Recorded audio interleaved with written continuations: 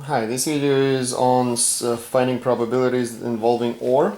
We need to understand the concept of something called mutually exclusive events. So two events are mutually exclusive when they cannot occur at the same time. Here's an example. A standard die is rolled and find the probability of getting a 4 or an odd number. 4 and an odd number, you cannot get it at the same time because 4 happens to be an even number. So when you have events that are mutually exclusive and you need to find the probability of one or the other one, you simply find the probability of one plus the probability of the other one. So for this problem, what we're going to do, we're going to do the probability of getting a 4 plus the probability of getting an odd number, since they're mutually exclusive, and the probability of getting a 4 is 1/6, probability of getting an odd number is 3/6. It's going to give you 4/6, and that's 2/3. A card is dealt from a standard deck. Find the probability that it's a face card or a 5. Well, face cards and fives are two different cards. They are mutually exclusive because face cards are jacks, queens, and kings. So we can do the probability of getting a face card plus the probability of getting a 5. So we have 12 face cards in the deck over 52 plus there are 4 5s over 52, which gives you 16 over 52, which can be simplified to 4 over 13. So when are events not mutually exclusive? Events are not mutually exclusive when they can occur at the same time, and then we have to use another formula, which is listed right here. Here's an example. What's the probability of rolling a die and getting a 3 or a prime number? 3 is a prime number. So this is how it's going to work here. We're going to find the probability of getting a 3 plus the probability of getting a prime number, but because we have a situation when the events are not mutually exclusive, what's the probability of getting a 3 and the prime number? 3 and prime. So probability of getting a 3 is 1/6. There are 3 prime numbers, 2, 3, and 5. So 3/6 minus the probability of getting 3 and prime, that's 1/6, and your answer basically is 3/6, or simply 1/2. A card is dealt from a standard deck. What's the probability it's a king or a spade?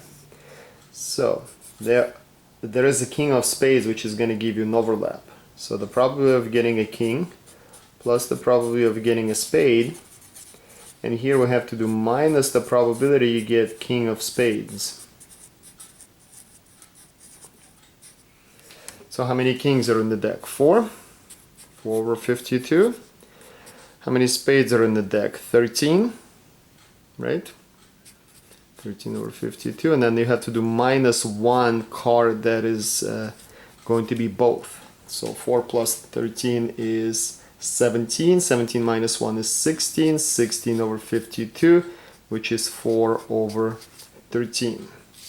So what basically you need to understand, you want to account for any repetitions. In other words, when you count kings, you're going to count 4 kings. When you count spades, you count 13 spades. But one of those cards happened to be counted twice. That's a king of spades, because you counted it once as a king and another time as a spade, and that's why we have to subtract that extra from it.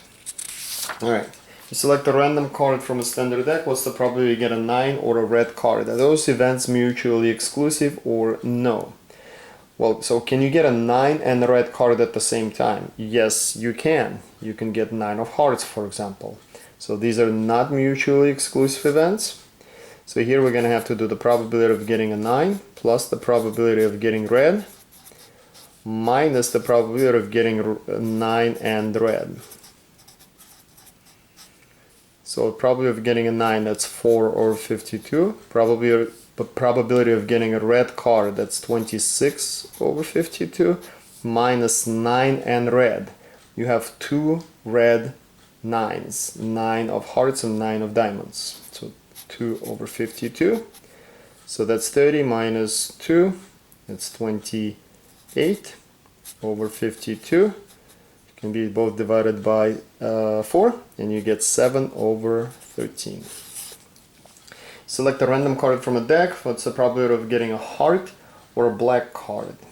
Well, hearts are red and black cards are obviously black. These are mutually exclusive events.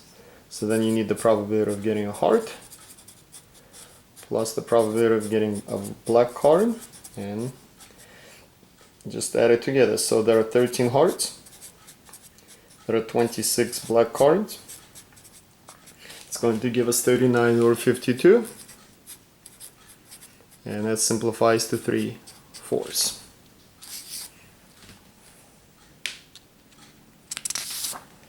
Let's take a look at this spinner.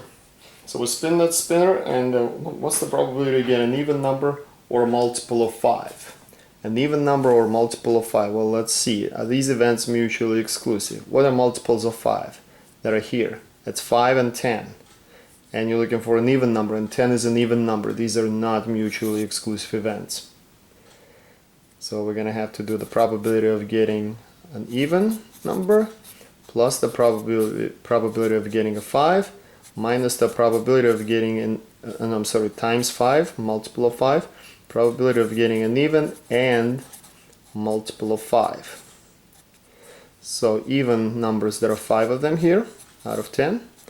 Multiples of 5, you have 2 of them. And even and a multiple of 5, that's 1, that's 10, so 1/10. So 5 plus 2 minus 1, it's going to give you 6 over 10, which simplifies to 3/5. Spinner, spinner, what's the probability of getting a multiple of 7 or a number less than 5? Multiples of 7, there's only one, 7. What are the numbers less than 5? 1, 2, 3, 4.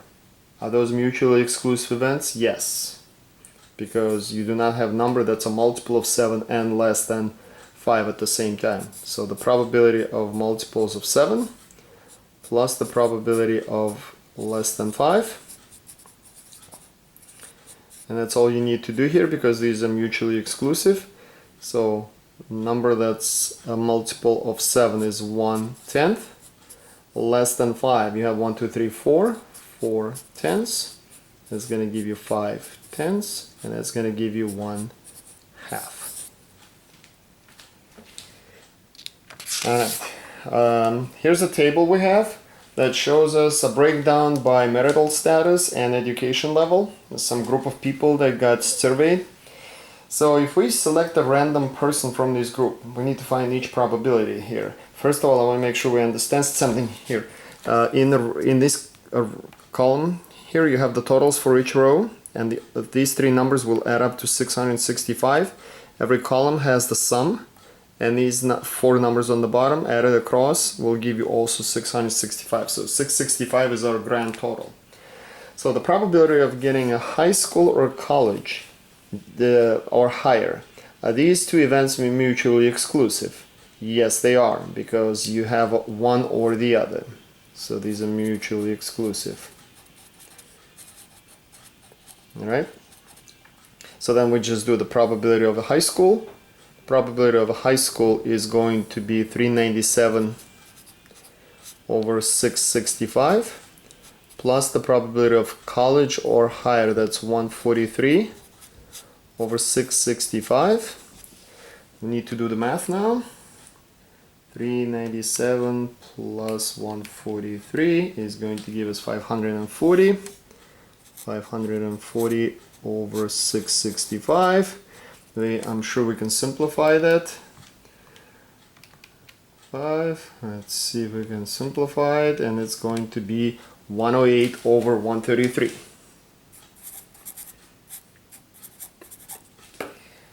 A high school or married? Well, so you have high school, you have 397 of those. Married, you have 408, but take a look.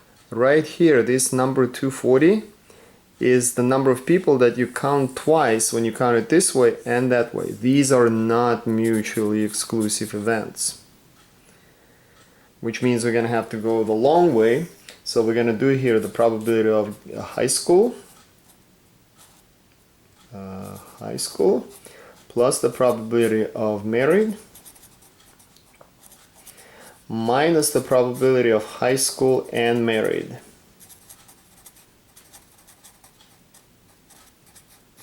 So that's going to be what? High school is, we got 397. I don't really need to write three separate fractions. I'm going to write it all together because that's essentially what's going to happen, because they all have the same denominator. Married is 408 plus 408 minus married and high school 240 over 665. So we'll do the math here. We'll add that and we'll simplify it at the same time. So 397 plus 408 minus 240 gives us 565. So we're going to divide it by 665 and we're going to try to simplify it. It's 113 over 133. Alright, hopefully this is going to go easier. Widow or less than high school. So widow is right here, less than high school. It's the same exact situation as the previous problem. We have not mutually exclusive events because you have widows with less than high school. So I hope you understand how to set this up. I don't want to go through this long process. They're going to get the probability of a widow. That's going to be 61 over 665 plus less than high school is 125 over 665 minus the probability of a widow and less than high school, that's that 28, the intersection. So 28 over 665. So we're going to do 61 plus 125 minus 28, and we're going to divide it by 665 and simplify if possible. And that's going to give us, it's not going to simplify it as 158 over 665. And finally, single or divorced. So single or divorced, these are mutually exclusive events because single is here, divorce is here, no intersection between the two. So you're just going to do 112 over 665 plus divorced 84 over 665, and you're going to add these together. So 112 plus 84, it's going to give us 196, and we're going to divide it by 665. So divide by 665, and we're going to try to simplify if possible. And it does simplify.